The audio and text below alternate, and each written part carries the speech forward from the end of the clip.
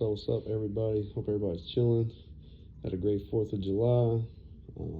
Hope you have a great week. It's your boy Killdill back. I'm going to do some Killdill coverage. We got some more gaming news that actually just dropped today. So we got a few things we're going to touch on, all three major platforms. We're going to talk a little bit about Xbox, PlayStation, and Nintendo. Starting off, we're going to go with a news story that just got published today, July 6th. This was actually, this comes via Xbox Wire from Microsoft. You know, you get it straight from the horse's mouth.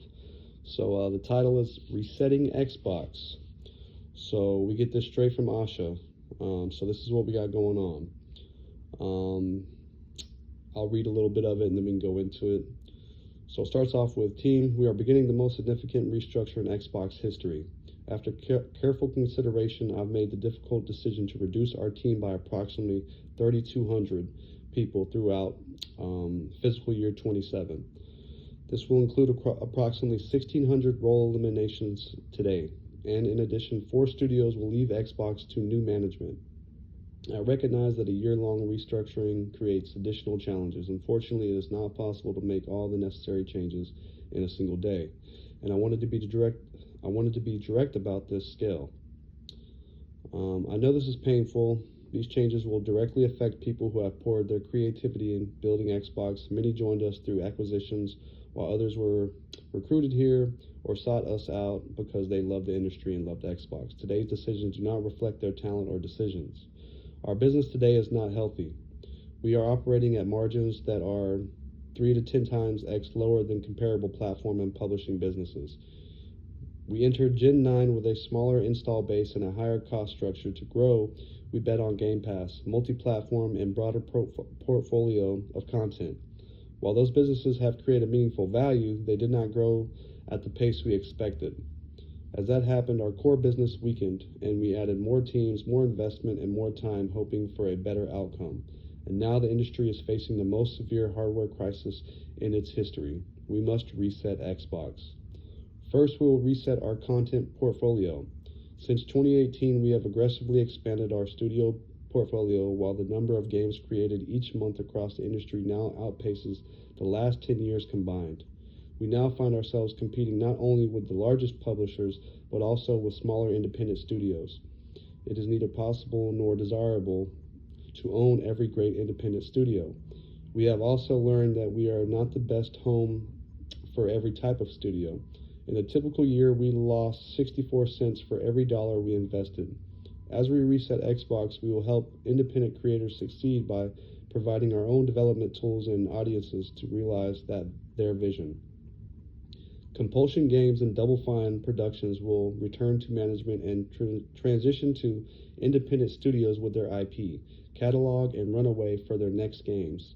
Ninja Theory and Undead Labs have entered terms to join new ownership with funding to complete and grow Senua and State of Decay 3. In France, Arcane's management is being required consultation within its works council to review potential strategic options. We are also making reductions across other units, and in some cases shifting investment to focus on high priority projects.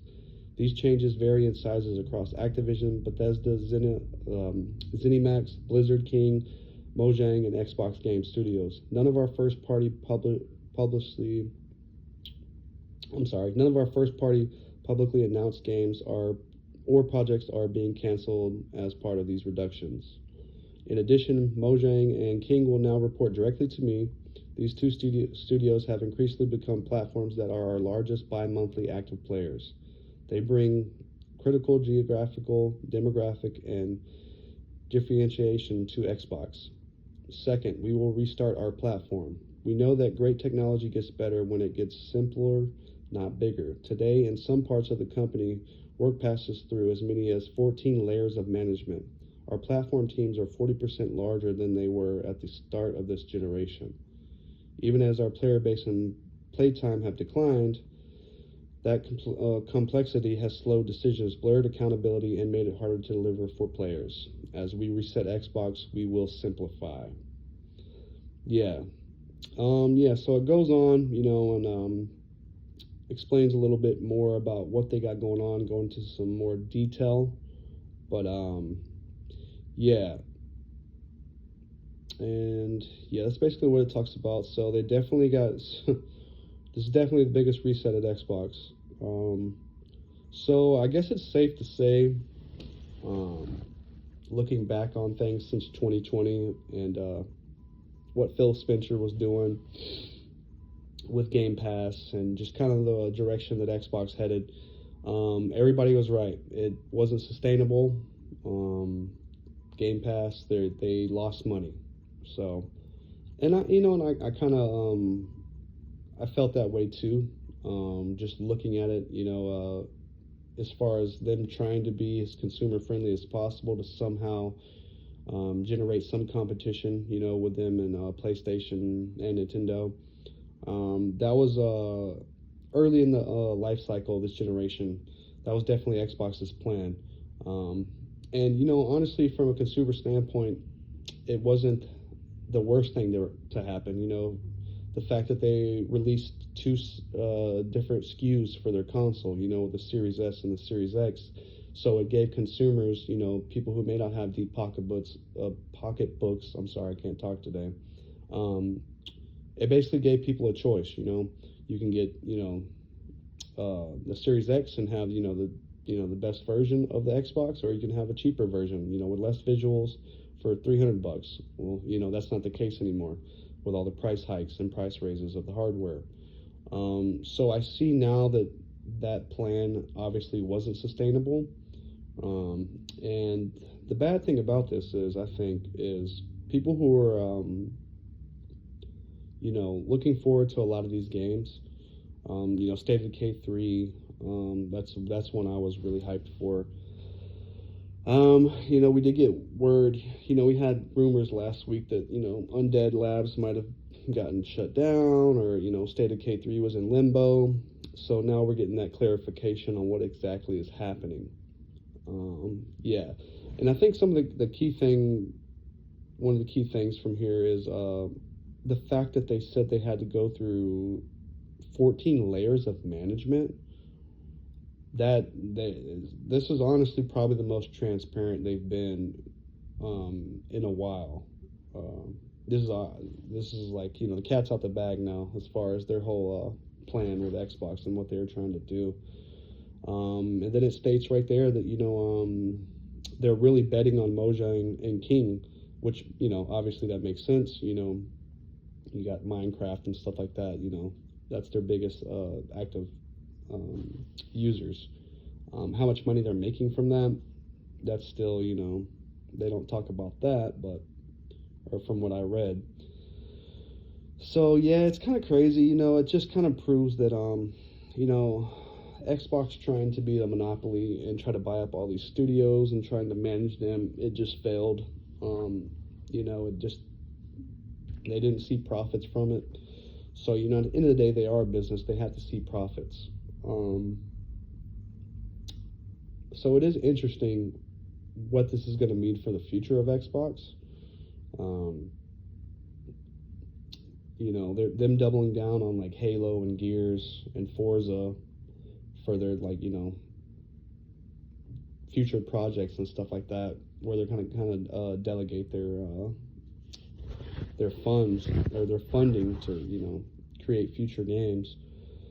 It just seems like Xbox can never get out of that loop, and then the fact is, these are aging franchises, and I'm still very wary at what the success rate's going to be for a Halo that's now on PlayStation platforms, which is just insane.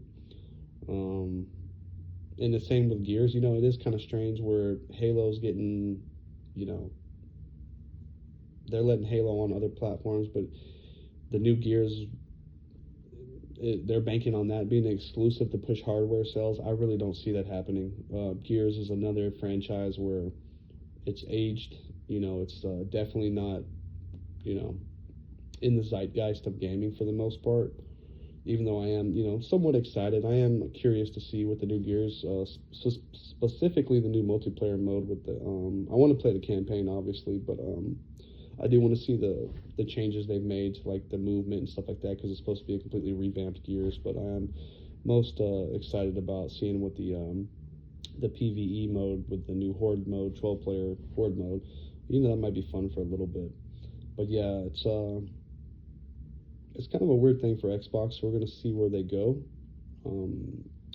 at this point. So there it is. Yeah, it sucks that everybody's, there's over 3,000 people that's getting fired, 1,600 starting today. So there's that, but I think the writing was on the wall. A lot of us saw this coming, and this is kind of a result of them trying to extend themselves so thin and trying to just gobble up all these gaming studios and expecting that to, make them successful.